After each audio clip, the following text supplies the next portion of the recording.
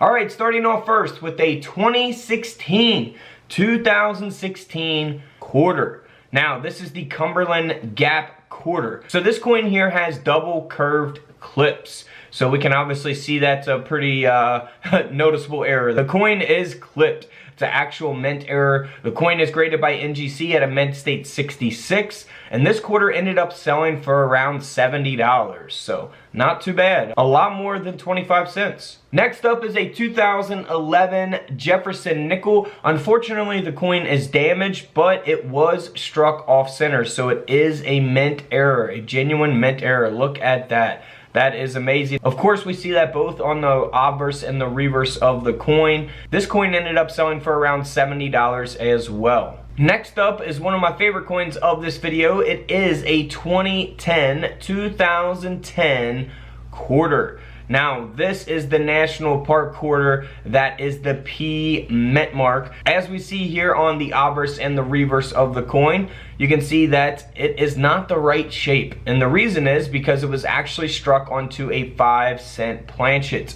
Pretty rare for these more modern coins to have this. And, you know, 2010, something like this is definitely going to be sought after. But it was struck on a Jefferson nickel. The whole design doesn't fit on this planchet. You can see that the design is being cut off. So be aware that this coin actually exists, and it is authenticated by the coin grading company PCGS, graded at a mint state 62, and this quarter ended up selling for over $2,800. That's right, 25 cents worth nearly $3,000. Next up is a 2007 presidential dollar coin here that has been struck 7 times.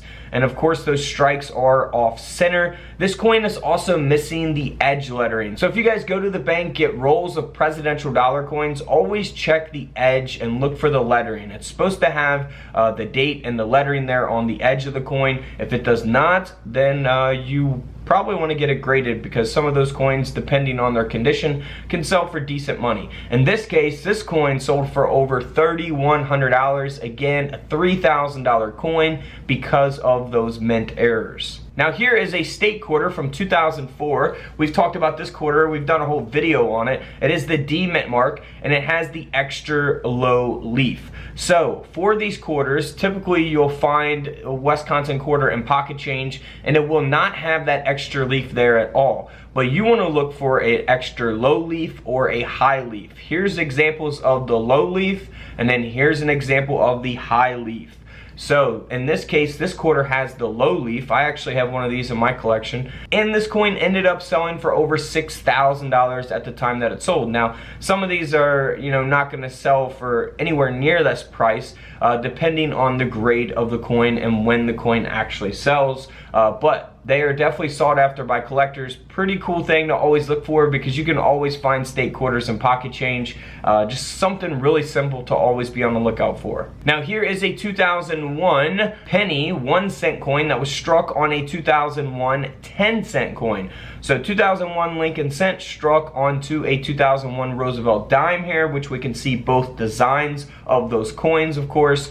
And this coin ended up selling for over $1,300. Can't beat it, over $1,000 there for that coin. Now here is a very cool coin. So we have a double denomination here. This is a 2000 Sacagawea dollar that was struck onto a 25-cent coin. So Sacagawea dollar struck onto a Massachusetts state quarter. That is really cool. You can actually see the design of both the quarter and the Sacagawea dollar, and this coin sold for over $8,000. You see there, here on the reverse, you can actually see the outline of Washington's head there, which is really awesome, man. That is just so cool. So like I said, you can go to the bank and get rolls of dollar coins. My bank has tons and tons of these, and the good thing is, you know, something like this obviously is a needle in a haystack, one of a kind. But if you go through those rolls of dollar coins, the good thing about coin roll hunting is if you don't find anything, you can always take it back and cash it right back in. Now here is a 2000 Jefferson nickel that was struck onto a Lincoln cent. You can actually see the word Liberty there underneath Jefferson's chin. That is the Liberty from the Lincoln cent design. And then here on the reverse, you'll actually see the reverse design of the Lincoln cent along with the Jefferson nickel design. This coin ended up selling for over $12,000. Super, super rare coin there. Moving right along here to a 2000 Maryland state quarter. This is pretty cool. This coin design, the quarter design, was actually struck onto a 10-cent planchet. So a Roosevelt dime planchet. This coin ended up selling for over $6,000 because of that mint error. Of course, the whole quarter design does not fit on the dime planchet, as we can see here in the images displayed. It is graded by PCGS at a mint state 64. Here's another dollar coin error. Now this is pretty cool, and even from a distance you really might not notice it, but it is a double struck coin, and it is the 2000 Sacagawea dollar coin. So we'll see the reverse design here. It's a flip over, so we'll see the reverse design here on the obverse of the coin. You'll see the lettering there at the bottom. And then if we move here to the reverse, you'll see the outline of her here on the reverse of the coin, and you'll actually see the phrase "In God We Trust" there at the top of the coin. That is from the obverse design. Now that is pretty cool there. This coin ended up selling for over $2,700. Wow. Here's one of my favorite coins of this video. Of course, we've covered this coin before as well, but for anyone that's new, this is pretty awesome.